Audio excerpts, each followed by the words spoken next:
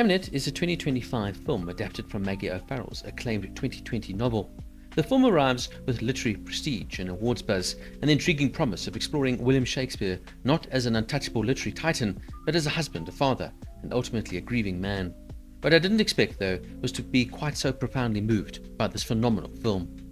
Directed by Chloé Zhao, a filmmaker whose previous Oscar-winning work, Nomadland, left me largely unmoved, Hamnet is nothing short of extraordinary. It is a deeply intimate, emotionally shattering piece of cinema that confirms Zhao's remarkable growth as a director and storyteller.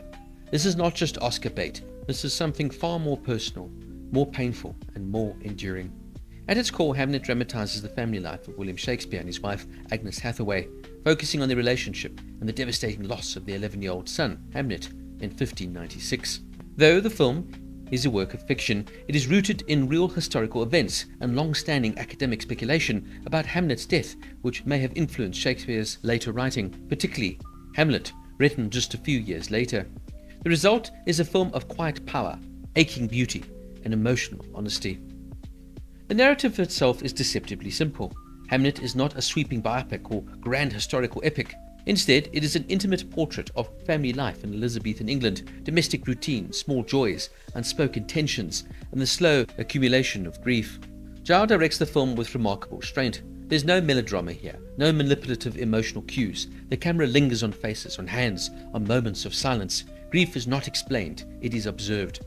This approach allows the audience to sit with the characters rather than be told what to feel, and the effect is devastating. Visually, the film is beautifully shot, favouring natural light, earthy textures, and painterly compositions that invoke the era without romanticizing it. Zhao's background in observational cinema serves her well here. Every frame feels lived in, tactile, and human. At the centre of the film is Jessie Buckley as Agnes Hathaway, and it is impossible to overstate just how extraordinary she is. Buckley owns this role completely. Agnes is complex, layered, intuitive, and emotionally raw, a woman both deeply connected to the natural world and profoundly wounded by loss.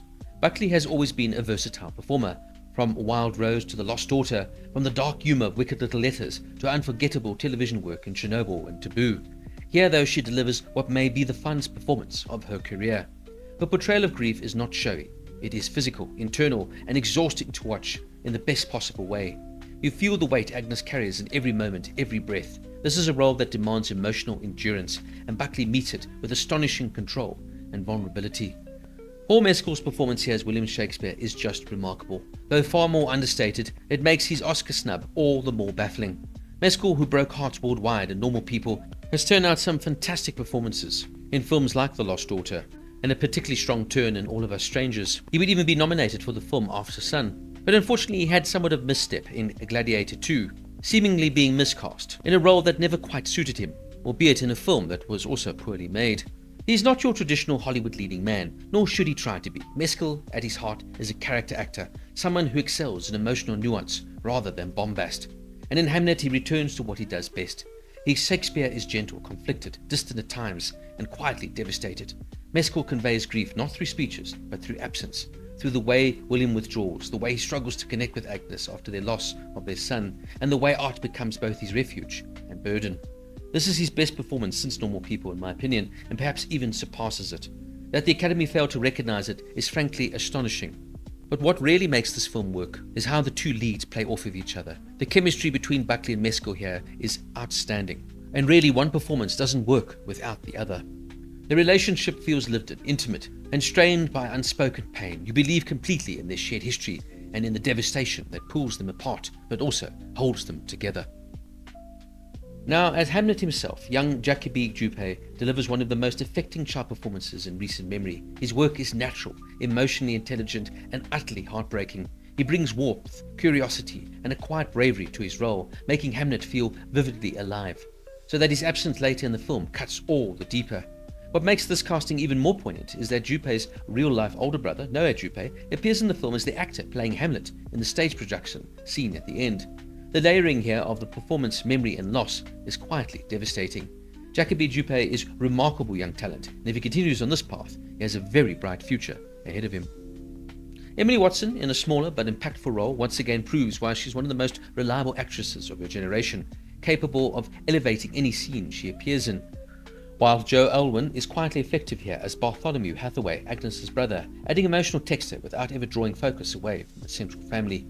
One of the film's most powerful scenes, when William asks Hamnet if he will be brave, was partially improvised. During Jacobi Jupe's final callback, Mescal deliberately disrupted the scene, throwing Jupe over his shoulder to test his reaction. Jupe responded instinctively, fully in character. Zhao was so impressed she incorporated the rough housing into the final script. At Zhao's request, Mescal also got genuinely drunk for the scene depicting Shakespeare inebriated. While he admitted it was a fun experiment, he also confessed to being deeply hungover the following day.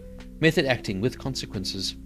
The film was shot entirely in sequence, allowing the emotional progression of grief to unfold naturally for the cast.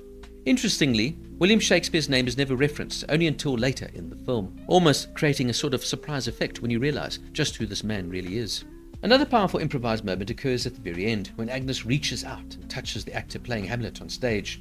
This moment was not scripted or rehearsed. Buckley was simply asked to follow her instincts, and then the surrounding extras organically joined in, creating one of the film's most emotionally resonant images.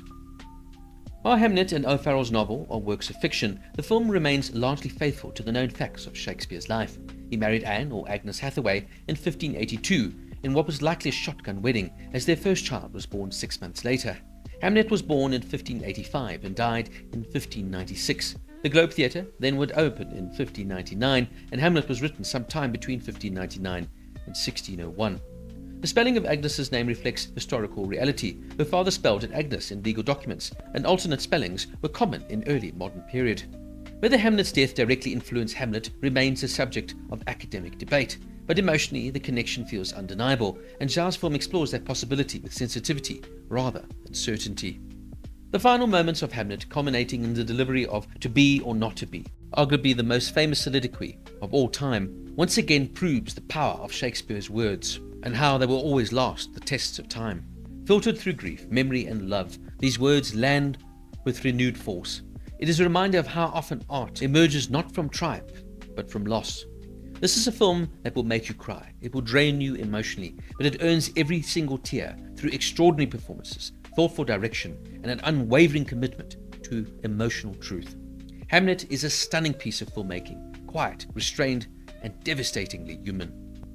Hamnet gets a 9.5 out of 10. So what did you think of Hamlet? Please let me know down in the comments, and don't forget to like and subscribe for more deep dive reviews.